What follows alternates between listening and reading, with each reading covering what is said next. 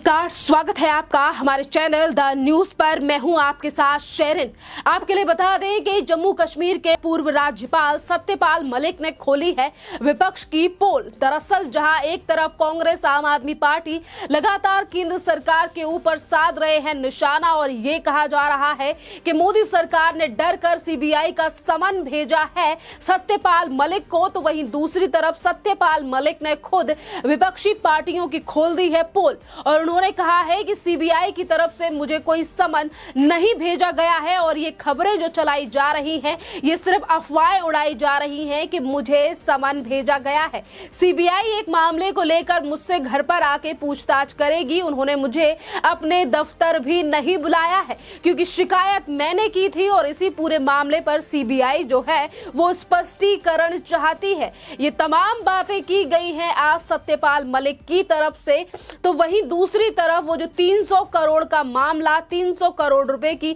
रिश्वत को लेकर भी आज सत्यपाल मलिक ने कहा है कि वो 300 करोड़ रुपए मुझे ऑफर नहीं हुए थे। मैंने इस बात को सुना था और मुझे किसी ने बताया था कि इस पूरे मामले में ये जो मामला है ये 300 करोड़ रुपए का है और मैंने कहा था कि हमें ये 300 करोड़ रुपए का काम नहीं चाहिए। यानी कि एक तरफ 300 करोड़ का मामला हो जो कि जम्मू कश्मीर के बीमा से जुड़ा हुआ है, तो वहीं दूसरी तरफ केंद्र सरकार पर जिस तरीके से निशाना साधा जा रहा है, लगातार कांग्रेस की तरफ से प्रतिक्रिया सामने आई। दिल्ली के मुख्यमंत्री अरविंद केजरीवाल, जिनके दो नेता पहले से ही भ्रष्टाचार मामले में जेल के अंदर बंद हैं, वो अरविंद केजरीवाल भी सत्यपाल मलिक को ट्विटर पर ट्वीट कर ये कह रहे थे कि इस साहस में हम आपके साथ खड़े हैं क्योंकि आपने डर के समय पर काफी ज्यादा साहस दिखाया है। तो इन दोनों बयानों को लेकर भी प्रतिक्रिया जो है वो सत्यपाल मलिक के सामने आई है क्योंकि जहां एक तरफ कांग्रेस ने निशाना साधने की कोशिश की केंद्र सरकार पर और कहा गया कि सत्यपाल मलिक ने जिस तरीके से केंद्र सरकार यानी कि मोदी जी की पोल खोली है उसके बाद मोदी जी से रहा नहीं गया और अब सीबीआई का समन भेज दिया गया है। इस बारे में भी प्रतिक्रिया देते हुए सत्यपाल मलिक ने कहा है कि मुझे इन बयानों से कोई लेना देना नहीं है, मैं ऐसा नहीं कहता और जिसे बोलना है उसे बोलने दीजिए।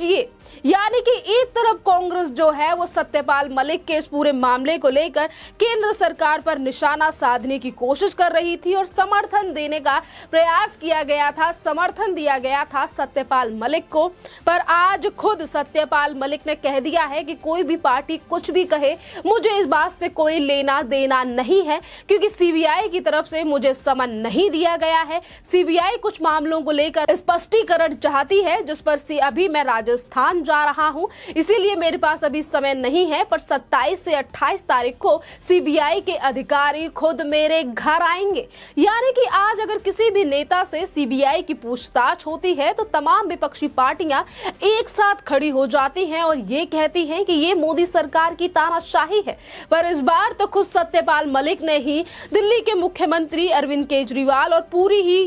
पूरी कांग्रेस के लिए जो है वो जवाब दे दिया है क्योंकि खुद सत्यपाल मलिक ने इन चीजों को लेकर क्लैरिफिकेशन दिया है और जवाब दिया है इस विपक्ष को, जो विपक्ष लगातार सत्यपाल मलिक का नाम लेकर देश की सरकार को कर रहा था टारगेट। आज उन्हीं सत्यपाल मलिक ने विपक्ष को आईना दिखा दिया है कि ये समन और नोटिस वाली खबरें जो हैं वो फर्जी हैं और सोशल मीडिया पर जो मेरे नाम से अकाउंट बनाए गए हैं जिनके द्वारा तमाम बातें केंद्र सरकार को लेकर की जा रही हैं वो भी फर्जी अकाउंट है। ये बड़ी बात है जिस तरीके से आज ये बड़ा खुलासा किया गया है सत्यपाल मलिक की तरफ से। और इसी बीच हम आपको ये भी बता दें कि सिर्फ एक ही चैनल पर जो है वो सत्यपाल मलिक ने ये प्रतिक्रिया नहीं दी है बल्कि तमाम पत्रकारों की तरफ से अब अगर सत्यपाल मलिक से सवाल पूछा जा रहा है तो उस पर उन्हीं का यही कहना है कि सीबीआई उनके घर आएगी,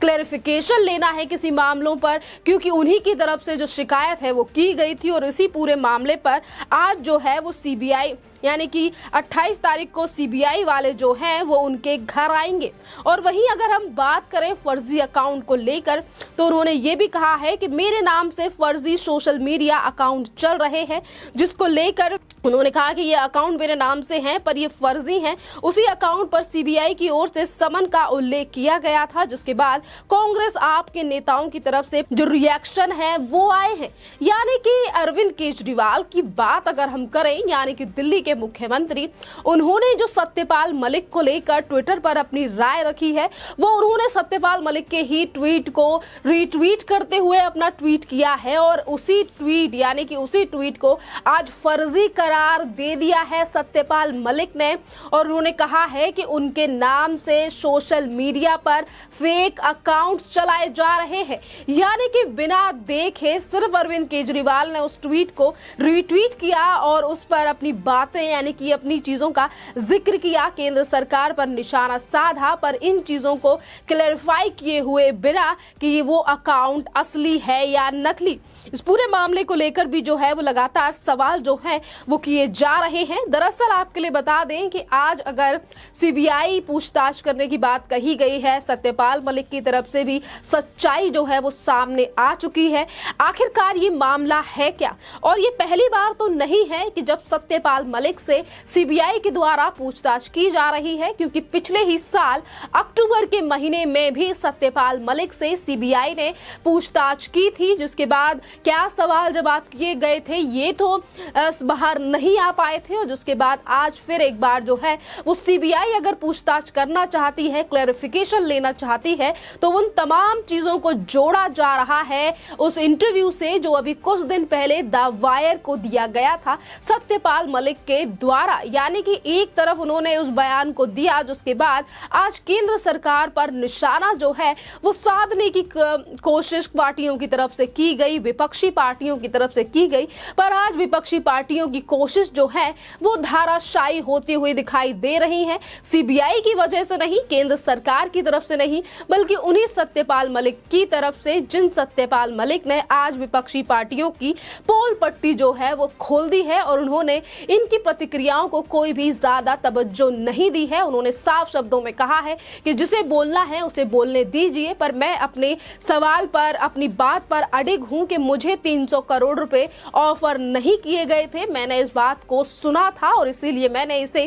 कहा है। दरअसल ये मामला है क्या? सत्यपाल मलिक को 2018 में बतौर राज्यपाल जम्मू कश्मीर भेजा गया था। मलिक के कार्यकाल में ही केंद्र सरकार ने जम्मू कश्मीर से आर्टिकल 370 को हटा दिया था, यानी कि 2019 5 अगस्त को हटा दिया था, जिनके बाद उन्हें बतौर राज्यपाल मेघालय भेज दिया गया था। लेकिन इसी बीच उन्होंने दावा किया था कि उन्हें